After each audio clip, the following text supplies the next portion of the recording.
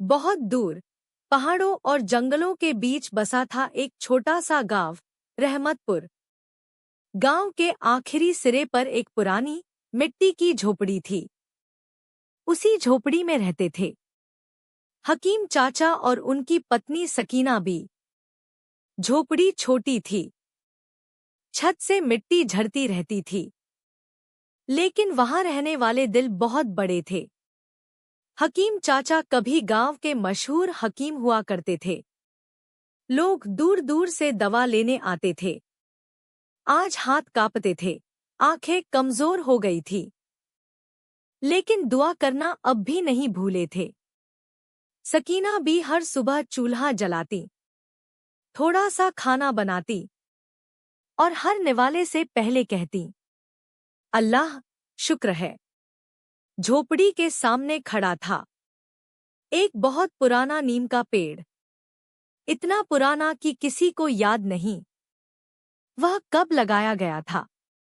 गांव वाले कहते थे, इस पेड़ में कुछ अजीब है।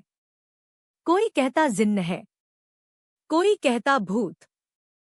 लेकिन सकीना भी हर शाम उस पेड़ को पानी देती और प्यार से कहती, तू भी अल्लाह की मखलूक है।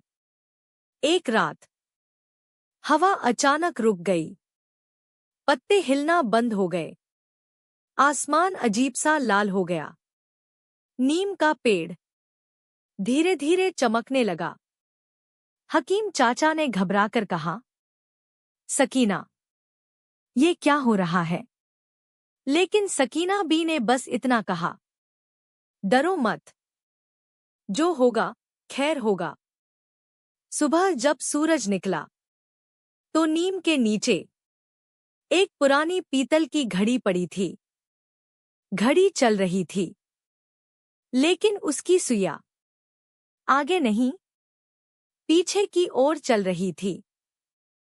हकीम चाचा ने जैसे ही घड़ी उठाई, उनके कानों में एक भारी आवाज गूंजी, यह घड़ी समय नहीं, नियत देखती है। अचानक नीम के तने से एक बूढ़ा सा साया निकला। उसकी आवाज गहरी थी। उसने कहा, यह जादू है, लेकिन इसकी 3 शर्तें हैं। पहली, लालच नहीं। दूसरी, झूठ नहीं। तीसरी, किसी का नुकसान नहीं। अगर नियम टूटे तो समय ही तुम्हारे खिलाफ हो जाएगा। इतना कहकर वह साया हवा में घुल गया। कुछ दिन तक हकीम चाचा और सकीना भी घड़ी को छूते भी नहीं थे। लेकिन एक दिन सकीना भी अचानक बीमार पड़ गई। बुखार तेज था, सांस भारी हो रही थी। हकीम चाचा रो पड़े, कांपते हाथों से। उन्होंने घड़ी पकड़ी और कहा, अगर यह जादू है तो मेरी बीवी को बचा ले। घड़ी जोर से बजी, टक टक टक। कमरा रोशनी से भर गया और कुछ ही पलों में सकीना बी की सांस सामान्य हो गई। हकीम चाचा की आंखों से आंसू बह निकले। उन्होंने कहा, ये जादू नहीं, रहमत है। धीरे धीरे गांव में खबर फैल गई। लोग बीमार बच्चों को लेकर आने लगे, सूखे कुएं भरने लगे, खेतों में हरियाली लौट आई। लेकिन जहां अच्छाई होती है, वहां लालच भी जन्म लेता है। कुछ लोगों ने सोचा, अगर यह घड़ी हमारे पास होती तो हम राजा बन जाते। एक रात जब चांद भी बादलों में छुपा था, वे लोग चुपके से झोपड़ी में घुसे, घड़ी उठाई और बोले, हमें अमीर बना दे। अचानक सब कुछ रुक गया। हवा, आवाज, सांस। वे लोग पत्थर की तरह जम गए।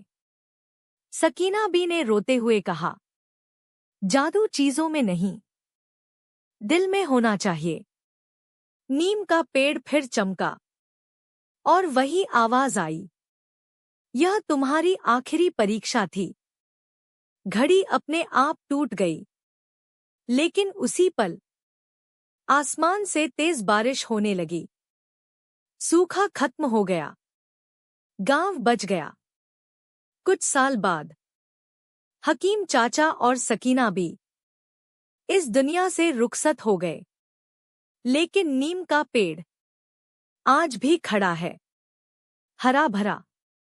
और रहमतपुर में आज भी कहा जाता है, अगर दिल साफ हो तो समय भी इंसान का साथ देता है। सीख, मोरल, सच्चा जादू अच्छे दिल और नेक नियत में होता है।